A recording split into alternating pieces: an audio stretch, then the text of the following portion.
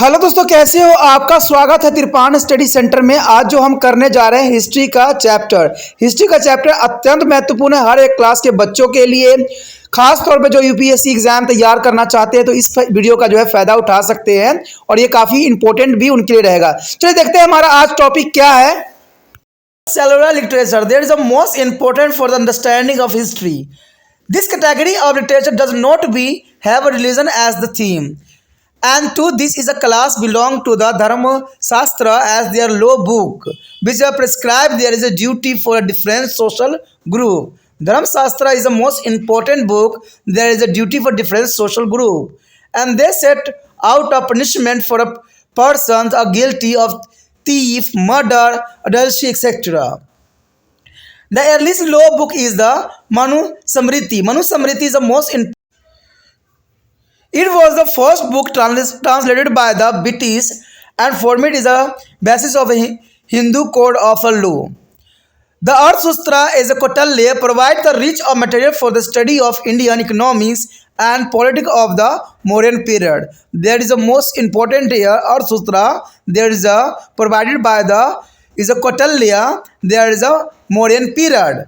And the work on the grammar are also sometimes useful for the historical reconstruction. The earliest and the most important work on a grammar is the Astosya is written by the Pani, which is written by the scholar to around 700 BC. There is the most important. The work of the Kalidas, who is lived during to the Gupta period, is a comprised of poem and drama. There is a Kalidas is the most important for the Gupta period, and there is a poem and drama is a comprised. The famous among them are the Abhijanta Sakutlam. Abhijata Sakutlam is a very important, and Ritu Sumara and the Meghadutam. There is the most important here. And Viserys began to great create of composition. They provide us with the glass piece of the social and cultural life of Guptas. There is a most important for the Kalidas. There is a compressed by the poem and drama for the Gupta period and the Abhijat Sakuntalam and the Ritu Sahara and the Meghadutam. There is a most important is a compositions. And for the history of the Kashmir, we have an important books called is a Raj Tarangani written by the Kalhan. Raj Tarangani is written by the Kalhan in the 12 AD. The biographies as a characterized as a very important non-religion text for written in history. They are written by the court poet in the Paris of their foreign rules. As there is a tendency among them to the exaggerated and the achievement of the poem, and they have to be studied with the corrections, and the one such important text is the Harsh Charitra. Harsh Charitra written by the Banabhatta in the parish of the Harshvardhana. There is a most important here. Harsh Charitra written by the is a Banabhatta is a parish of the Harsh Charitra Vardhana. The early South Indian literature is called to the Sangam literature. It was written in a Tamil and celebrated is the nature. It was produced by the poet who joined together in the assemblies of Sangam is patronized by the chief and king during to the first 4 centuries of the Christian era. Literature is a consist of the short and long poem is the press of the various hero edited probably to be restricted in the court. It is also a constitute there is a epics called to the Silpa Dhikram and many Mekhalali. There is a Sangam literature is our major source for the study of South Indian society, economics and political during to the BC 300 to the AD 300. And the inscriptions of given to the Sangam literatures are confirmed by the archaeologically is a find an account of the foregone travelers. अगला जो बात हमारे समक्ष आया है धर्मोकेतर साहित्य। देखिए धार्मिकेतर साहित्य क्या है। कहते हैं इस कोटि के साहित्य का विषय धर्म नहीं होता है। यानी देखा जाए तो इस कोटि के साहित्य का जो है विषय धर्म नहीं होता है और इस वर्ग में जो है धर्मशास्त्र या संहिताएं आती है जो विभिन्न सामाजिक समुदाय के कर्तव्य का जो है विद्वान करती है। वह चोरी हो सकता है, हत्या हो सकता है, अभिचार आदि की जो अपराधों के लिए दंड निर्धारित किया जाता है। यानी इसमें इन सभी बातों के लिए जो है दंड का प्रावधान किया गया है। और इसमें सबसे पहला ग्रंथ अगर देखा जाए तो मनुस्मृति थी। मनुस्मृति में जो थी सारी बातों का जो है विस्तार पूर्वक चर्चा की गई थी। और यह वह पहला ग्रंथ था जिसका अनुवाद करके अंग्रेजों ने उसे भारतीय विविध साहित्य कोड का आधार बनाया था। यानी मनुस्मृति को ही अंग्रेजों ने जो है अंग्रेजी में अनुवाद करके भारतीय साहित्य की कोड का आधार बनाया था। और कौटिल्य के तो आपको पता ही होगा, जो चाणक्य के नाम से भी जाने जाते थे। कौटिल्य का जो है अर्थशास्त्र में मौर्य काल की भारतीय अर्थव्यवस्था और राजनीति के अध्ययन के लिए बड़ी महत्वपूर्ण सामग्री मिलती है। यानी कौटिल्य की जो है अर्थशास्त्र से जो है लोग आज हर तरह की जो है अपनी जो है बातों को रखते हैं और समझने की कोशिश करते हैं। तो ये जो है कौटिल्य ने बहुत ही जो है बहुत इंपॉर्टेंट बातें जो बताई थी अपना जो है अर्थशास्त्र में, जिसमें उन्होंने सारी बातों का जो है विस्तार पूर्वक चर्चा किया था। इतिहास की पुण्य संरचनाओं के लिए कभी कभी व्याकरण ग्रंथ भी बड़े काम के साबित होते थे। ठीक है, व्याकरण पर सबसे पहला और सबसे महत्वपूर्ण ग्रंथ जो थे पाणि रचयिता अष्टधामी है।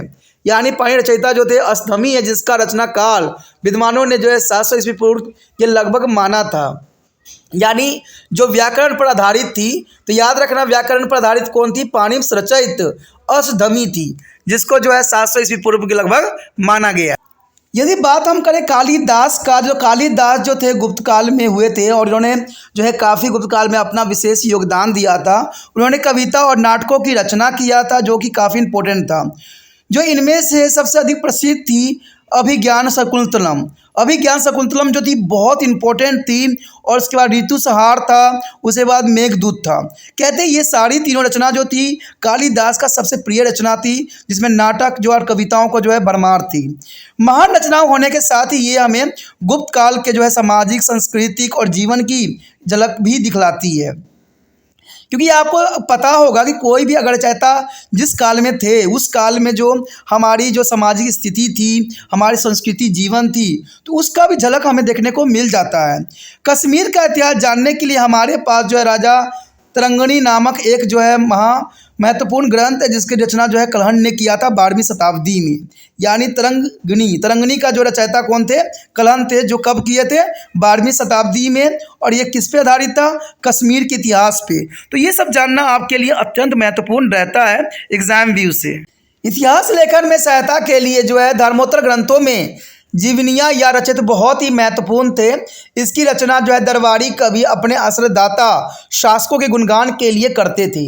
अब देखिए बहुत इंपॉर्टेंट बात यहाँ आया है कि ये तो बात आपको भी पता है कि जिसके आश्रय में जो कवि थे, उन्होंने सिर्फ अपने आश्रयदाता के जो है गुणगान ही करते थे, कभी उनकी बुराइयों का जो है उजागर नहीं किया करते थे।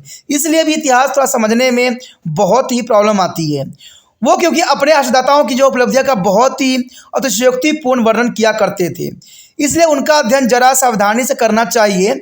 और इस तरह की एक महत्वपूर्ण जो रचयिता जो है हर्षचरित्र है, जिसका रचना बाण्य भट्ट ने हर्षवर्धन की प्रशंसा में की थी। तो हर्षचरित्र जो था बाण्य भट्ट के द्वारा रचित की गई थी, जिसमें सारी बात जो था हर्षवर्धन के जीवन पे आधारित थी और उसी के गुणगान पे जो है बताई गई थी। तो ये थोड़ा सा सावधानी पूर्वक अध्ययन करने की आवश्यकता है। दक्षिण भारत का सबसे प्रारंभिक साहित्य संगम साहित्य कहलाता था। यानी दक्षिण भारत की हम बात करें तो यहाँ पर जो है आरंभिक साहित्य संगम साहित्य कहलाता था और इसकी रचना तमिल में हुई थी। और यह जो है धर्मोत्तर साहित्य की श्रेणी में ही आता है। और इसके रचयिता वे कवि थे जो ईसा की पहली 4 शताब्दियों के दौरान राजाओं और सामंतों के द्वारा प्रायोजित सम्मेलन संगम में एकत्र होते थे। इस साहित्य में विभिन्न नायकों की जो है प्रस्तुति में रचित छोटे और लंबी कविताएं भी मिलती है। शायद इन्हें राज दरबारों में सुनाने के लिए रचा जाता था।